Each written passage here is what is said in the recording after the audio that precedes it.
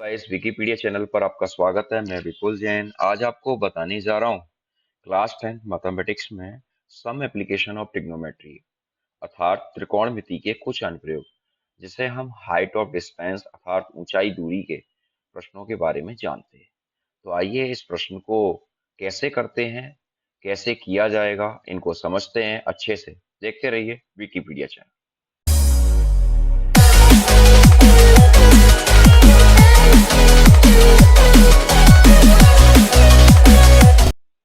यहाँ देखिए स्टार्टिंग से मैं इस चैप्टर के बारे में बता रहा हूँ। वैसे इसकी वीडियो हमारी पहले भी पड़ी हुई है, उसमें मैंने बहुत अच्छे से समझाया है, आप उसको भी समझ लीजिए। लेकिन एनसीईआरटी के क्वेश्चन को हम आज से स्टार्ट कर रहे हैं इस वीडियो में। यहाँ देखिए सबसे पहले स्टार्टिंग कैसे होती है जरा समझने की कोशिश करना। देखिए दो तरह के एंगल बनते हैं, एलिवेशन और डिप्रेशन। एलिवेशन को कहते हैं ओनियन कोण और डिप्रेशन डिप्रेशन को बोलते हैं अवनमन कोण। अब ये बनते कैसे हैं वो समझने की बात है। ये बनना का जो तरीका है वो मैं आपको बता दूं। जैसे कोई व्यक्ति सड़क पर चल रहा है, कोई व्यक्ति सड़क पर चल रहा है और वह सामने खड़े हुए पेड़ को देख रहा है या पेड़ की सबसे लंबी शाखा को देख रहा है। ठीक है, तो उसकी जो दृष्टि है वो यहाँ पर है। ठीक है, इस बेस पॉइंट पर उसकी दृष्टि है, जिसे आप कहते हो लाइन ऑफ साइट। ठीक है, उसकी जो दृष्टि है, आंखों की जो उसकी जो आंखें हैं वो यहाँ से किसी पेड़ को देख रही हैं, किसी मकान को देख रही हैं, किसी बिल्डिंग को देख रही हैं, किसी टावर को देख रही हैं। यानी कहने का मेरा मतलब है कि जब भी अपवर्ड डायरेक्शन में जब भी देखा जाता है तब एलिवेशन एंगल अर्थात उन्नयन कोण तैयार होता है। ठीक है, इस एंगल में आप कुछ भी आप लिख सकते हैं।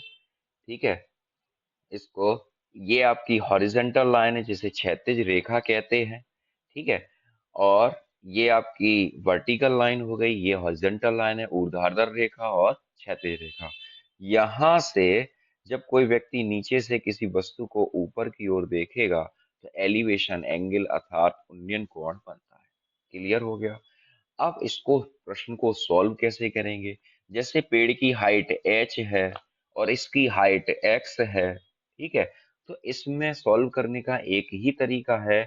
हमने आपको प्रीवियस वीडियो में हमने साइन ट्रिग्नोमेट्रिक रेशियो के बारे में कुछ आपसे बात की थी।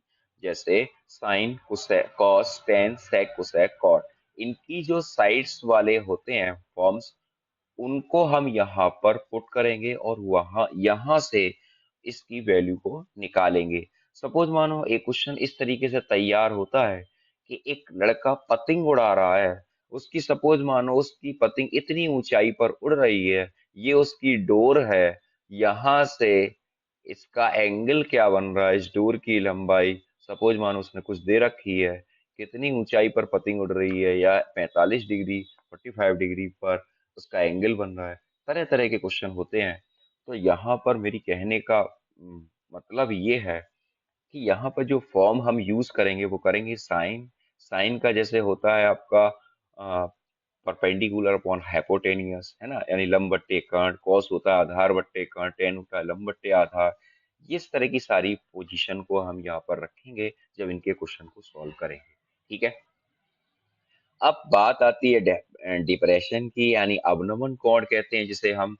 अवनमन कोण क्या होता है? जैसे कोई व्यक्ति मकान की, घर की, किसी बिल्डिंग की खिड़की से वह सड़क पर किसी ठेले वाले को देख रहा है। कोई ठेला वाला उसकी गली में निकल रहा है, वह व्यक्ति मकान की खिड़की में खड़ा है और किसी ठेली ठेली वाले, जो सब्जी वाले होते हैं, रेडी वाले होते हैं, उनको वो देख रहा है, या कोई व्यक्ति नीचे खड़ा है उसको वो देख रहा है।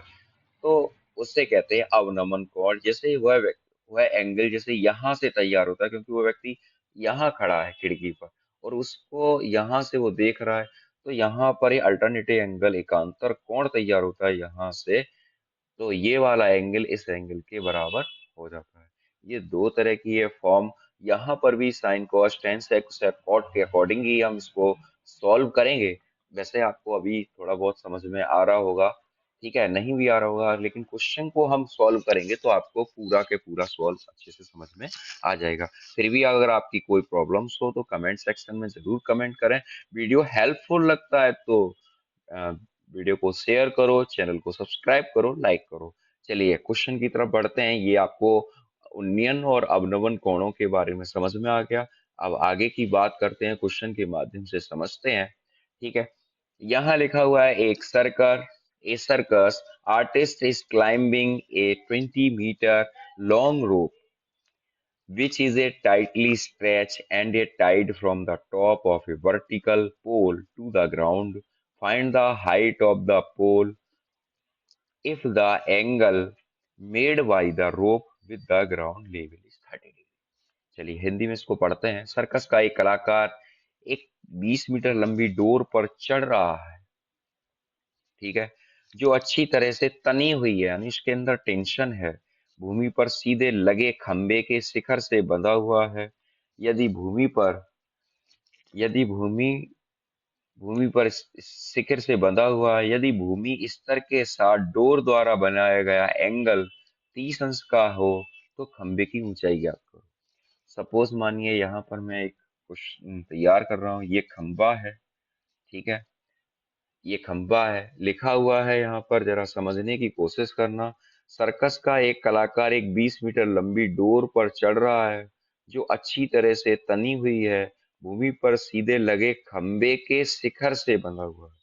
भूमि पर सीधे लगे खंबे के शिखर से बंधा हुआ है। ये भूमि का शिखर है जिसे टॉप ऑर्डर बोलते हैं। सपोज मानो यहाँ से एक डोरी बंधी हुई है, इस टाइप से तनी हुई है, ठीक है, ये डोरी बंधी हुई है यहाँ पे, इस तरह से तनी हुई है। इसकी लंबाई जो है वो 20 मीटर है।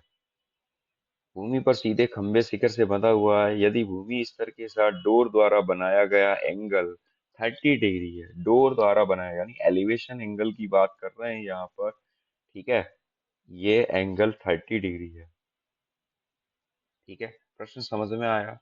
देखिए यहाँ पर क्या लिखा हुआ है। A circus artist is climbing a 20-meter long rope which is a tightly stretched and tied from the top of vertical pole to the ground. Find the height of the pole. Height निकालनी है खंबे की। Find the suppose मानते हैं कि इसकी height है जो h है, ठीक है। Height of the pole if the angle made by the rope with the ground level 30 degree, ठीक है, यानी ये elevation angle हो गया, ठीक है, ये निकालना है। अब देखिए यहाँ पर इसको करते कैसे हैं, इसको हम मान लेते हैं ये ए है, ये बी है और ये सी है, ठीक है। तो यहाँ लिखते हैं let the height of the pole let the height of the pole is H metre, ठीक है, एच मीटर, ठीक है। ये क्वेश्चन स्टार्ट हुआ यहाँ से, समझने की कोशिश करना। स्टार्टिंग का पहला क्वेश्चन है आपके में, ठीक। अब ये एच हो गया। अब ऐसा कौन सा एंगल है ट्रिग्नोमेट्रिक के अंदर जो जिसके अंदर हाइपोटेनियस और परपेंडिकुलर दोनों होता है, यानी कर्ण और लंब दोनों होते हैं। तो वो साइन का एंगल है जिसमें लंब और कर्ण दोनों होते हैं। तो यहाँ लिखेंगे in triangle ABC, in triangle ABC, ठीक है। यहाँ लिखेंगे sine theta equal hypotenuse, sorry perpendicular upon hypotenuse. तो परपेंडिकुलर हमारा ए बी है और हाइपोटेनियस हमारा 20 है, ठीक है। तो साइन थीटा की वैल्यू 30 है, एच अपॉन 20, ठीक है। साइन 30 की वैल्यू 1/2 एच अपॉन 20। तो ये हो जाएगा एच इक्वल 20/2, ये हो जाएगा 10, ठीक। ये 10 मीटर आ गया। यहाँ आप लिखेंगे hence the height of pole is 10 metre, ठीक है। hence the height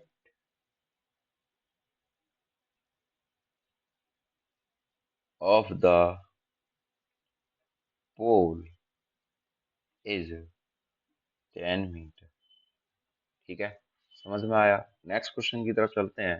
देखिए, क्वेश्चन को समझना पड़ेगा आपको, आपको खुद प्रैक्टिकल करके सोचना पड़ेगा, इमेजिन करना पड़ेगा, तभी आप कर सकते हैं इन क्वेश्चन को। ठीक है, यहाँ लिखा हुआ है a tree breaks due to storm and the broken part bend so that the top of the tree touches the ground making an angle 30 degree with it. The distance between the foot of the tree to the point where the top touches the ground is 8 meter. Find the height of the tree. देखिए, यहाँ क्या है, a tree breaks due storm, आंधी आने से एक वृक्ष टूट गया। आंधी के आने से एक वृक्ष टूट गया। ठीक है, आंधी आने से एक वृक्ष टूट जाता है और टूटा हुआ भाग इस तरह से मुड़ता है कि वृक्ष का शिखर जमीन को छूने लगता है।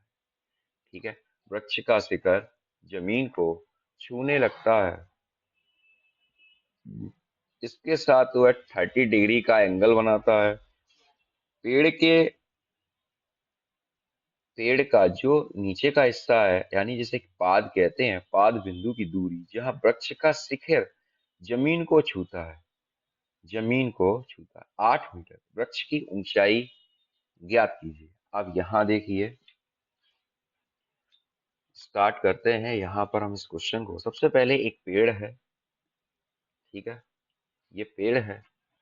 सपोज मानिए ये पेड़ है, आंधी के आने से यहाँ से ब्रेक हो गया, टूट गया और इतने भाग जमीन से जाके लगा। ठीक है, आंधी आने से एक वृक्ष टूट जाता है। टूटा हुआ भाग इस तरह से मुड़ता है कि वृक्ष का शिखर जमीन को छूने लगता है। ठीक है, ये आपका बेस है, ये आपका छूने लगता है जमीन को। ठीक है, जमीन को छूने लगता है और इसके साथ वह 30 डिग्री का एंगल बनाता है। ठीक है, वृक्ष के पाद बिंदु, ये वृक्ष का पाद है, पाद बिंदु।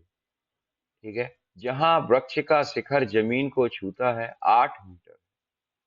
यानी पढ़ने की कोशिश करना, समझने की, जहां वृक्ष के पाद बिंदु की दूरी, ये पाद बिंदु यानी इसका बेस पॉइंट है, फुट है, ये पैर है। जहां वृक्ष का शिखर यानी पेड़ ये था, टॉप ऑर्डर इसका पेड़ का ये था, लेकिन ये टूटा, यहाँ यहाँ जुड़ा, तो यहाँ से इसकी जो दूरी है वो है 8 मीटर। ठीक है, तो ज्ञात क्या करनी है, वृक्ष की ऊंचाई ज्ञात करनी है, पेड़ की लेंथ ज्ञात करनी है पूरी। ठीक है, h मीटर। ठीक, अब एक बार दोबारा से पढ़ लेते हैं, जिससे देखो, ये क्वेश्चन जो इस तरीके के हैं कि लैंग्वेज प्रधान क्वेश्चन है। लैंग्वेज अगर समझ में आती है तो सब कुछ सही है, अन्यथा सब कुछ गड़बड़ है। ये लिखा है, tree breaks due to storm and the broken part bend so that the top of the tree touches the ground making an angle 30 degree. एक पेड़ है जो ब्रेक हो गया, टूट गया आंधी के कारण, और वह हिस्सा जमीन से जा लगा, 30 डिग्री का एंगल तैयार करता है जमीन से, ग्राउंड लेवल से। The distance between the foot of the tree to the point where the top touches the ground is 8 metre. Find the height of the tree. ठीक है, ये क्वेश्चन है, यहाँ पर हमें हाइट निकालनी है। तो टूटे हुए भाग जो है उसको हम मान लेते हैं कि ये x है। टूटा हुए भाग की लंबाई x है, तो ये कितना हो जाएगा, ये हो जाएगा h माइनस एक्स। हमेशा बड़ी लेंथ में से छोटी लेंथ को घटाते हैं। ठीक है, ये x है, यही वाला भाग टूटा है, तो ये भी x हो जाएगा। ठीक है, यहाँ पर हम लिखेंगे सॉल्यूशन। लेट, माना,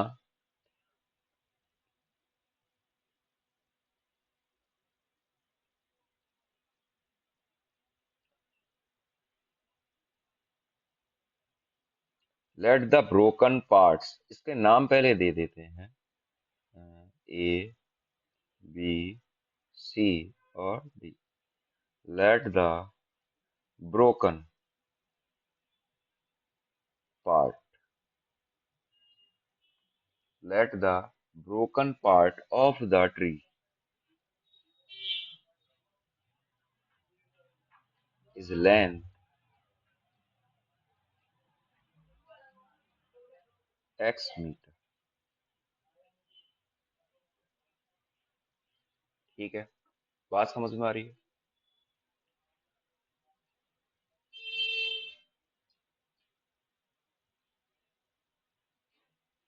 Let the height of the tree h meter। Let the height of the tree h meter। ठीक है, पूरे पेड़ की लंबाई है h मीटर। ठीक, ये तो दे ही रखा है।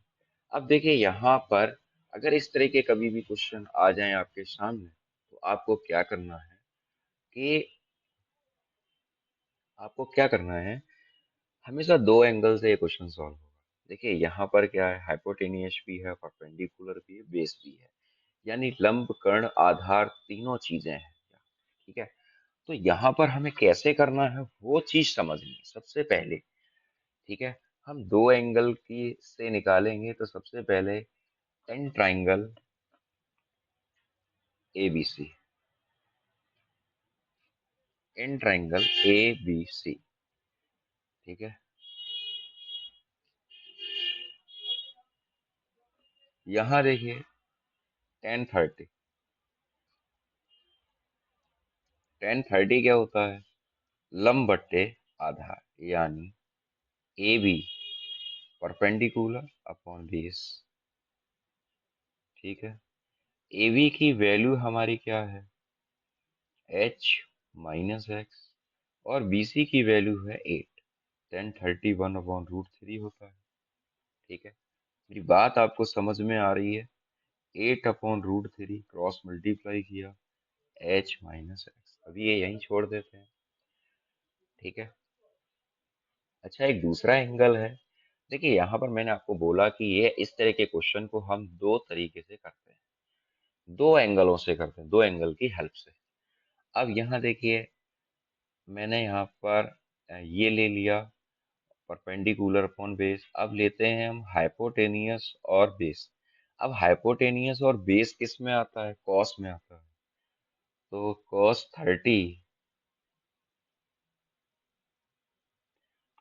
30 होता है बेस अपॉन, यानी BC अपॉन AC।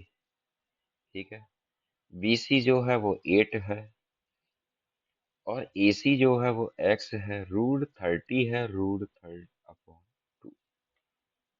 ठीक है, ये हो गया x इक्वल 8 × 2/√3। बात समझ में आ रही है आपको? तो ये हो जाएगा x इक्वल 16/√3, 16/√3। अगर हम x की वैल्यू यहाँ पुट कर दें, तो हमें इसको मानना है इक्वेशन फर्स्ट, इसको मान ले रहा हूँ इक्वेशन 2। ठीक है, यहाँ लिखेंगे पुट द वैल्यू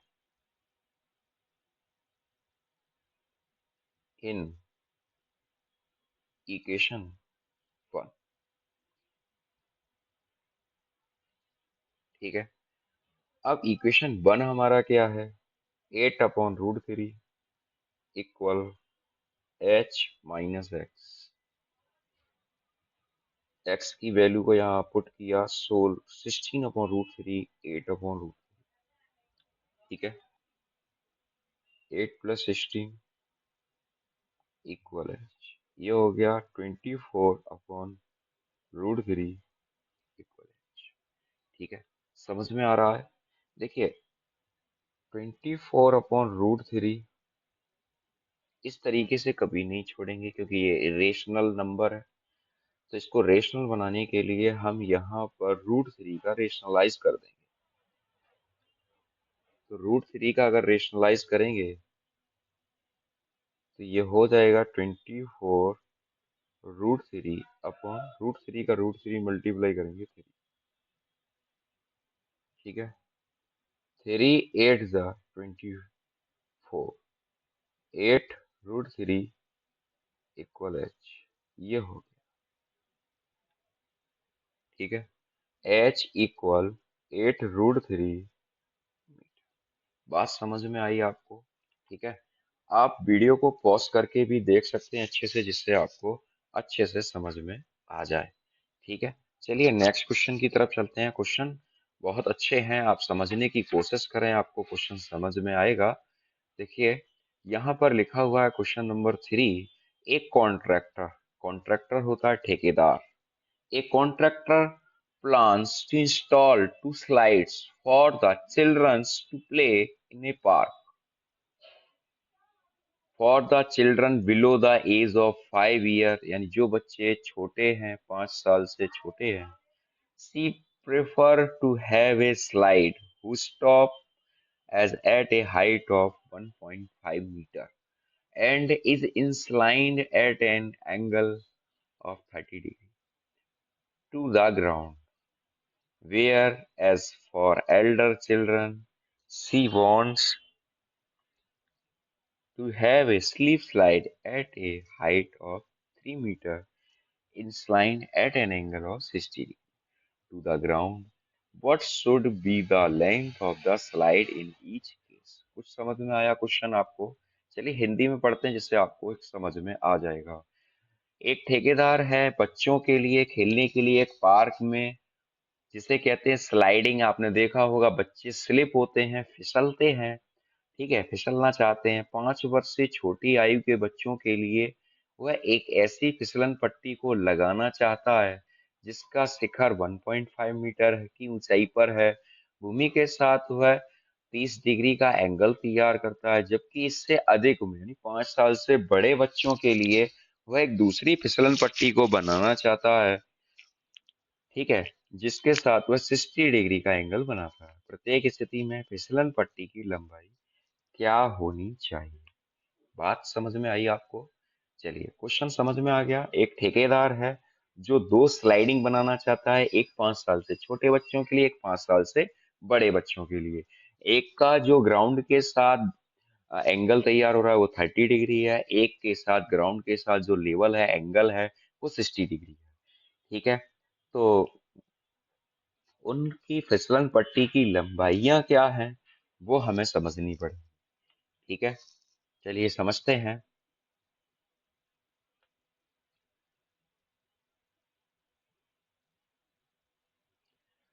देखिए यहाँ पर ये हम इसको बेस को बना रहे हैं, जरा देखना, समझने की कोशिश करना, आपको समझ में आएगा। और हो सके तो मेरे साथ आप कॉपी पेन लेकर बैठे, जिससे आपको वीडियो अच्छे से समझ में आ सके। ठीक है, अब ये देखिए, ये इसका बेस हो गया, जिसका शिखर 1.5 मीटर ऊंचा है। अब ये है, सपोज मानो एक फिसलन पट्टी वह छोटे बच्चों के लिए यहाँ तैयार कर रहा है। ये 30 डिग्री का ग्राउंड लेवल से एंगल तैयार कर रही है। इसकी जो लेंथ है वो 1.5 मीटर दे रखी है, यानी ये उसने छोटे बच्चों के लिए फिसल पट्टी तैयार की है। और जो 5 साल से एबव है, बड़े हैं बच्चे, उनके लिए एक दूसरी फिसल पट्टी बनवाई है। ठीक है, एक दूसरी फिसल पट्टी बनवाई है, वो है आपका 60 डिग्री। ठीक, अब निकालना क्या है यहाँ पर, इसकी लंबाई निकालनी, इस फिसल पट्टी की लंबाई। ठीक है, इसकी फिसल पट्टी की लंबाई कितनी,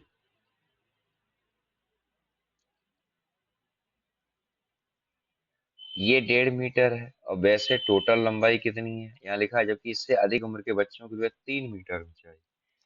तो इसकी टोटल लेंथ जो है वो 3 मीटर। मैं यहाँ पर इसकी लेंथ को शो कर दे रहा हूँ। ठीक है, ये हो गई 3 मीटर। तो सबसे पहले एक एंगल को निकाल लेंगे, एक इसको निकाल लो और इसकी लंबाई एक्स डैश मान ले रहे हैं। ठीक है, यहाँ पर लिखेंगे let the slide for elder children, let the slide for elder children height is x dash meter and for younger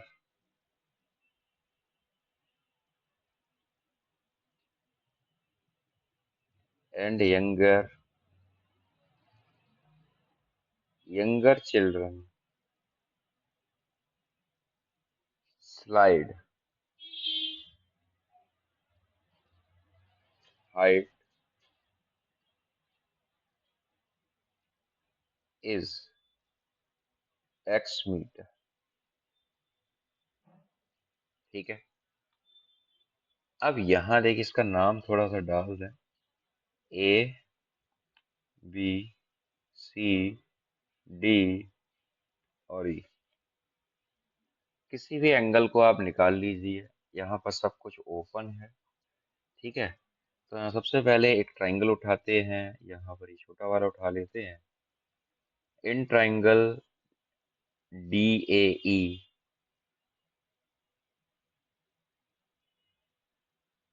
त्रिभुज डी ए ई में अब यहाँ देखिए हाइपोटेनियस और परपेंडिकुलर यानी कर्ण और लंब साइन की पोजीशन में ही होता है, तो लिखेंगे sine 30 equal sine 30 degree equal, ये हो गया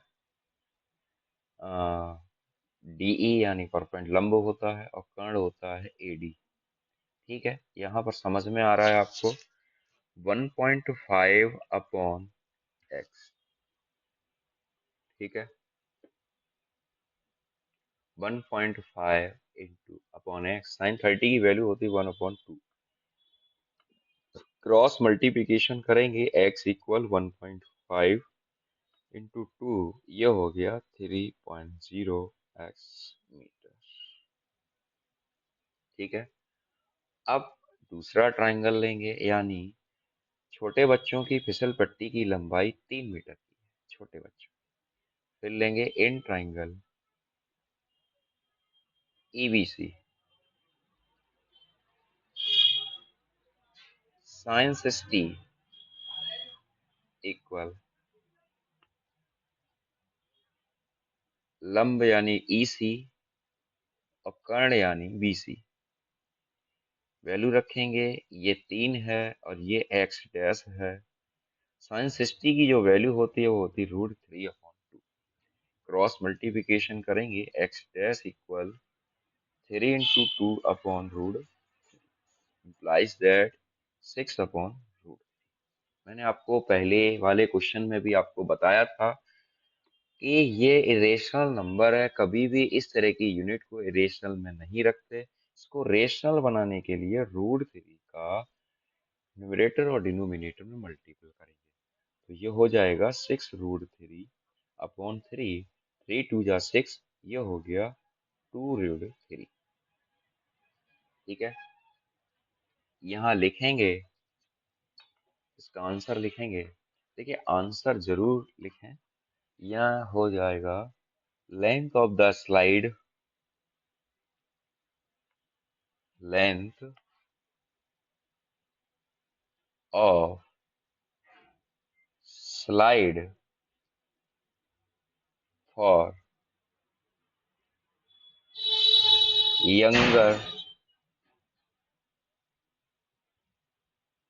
younger children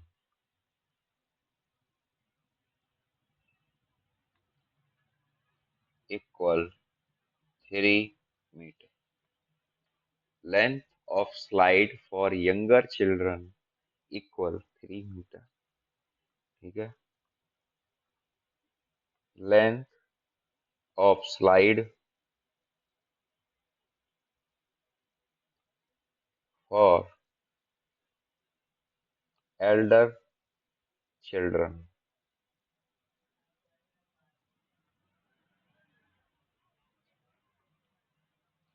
two root three metre.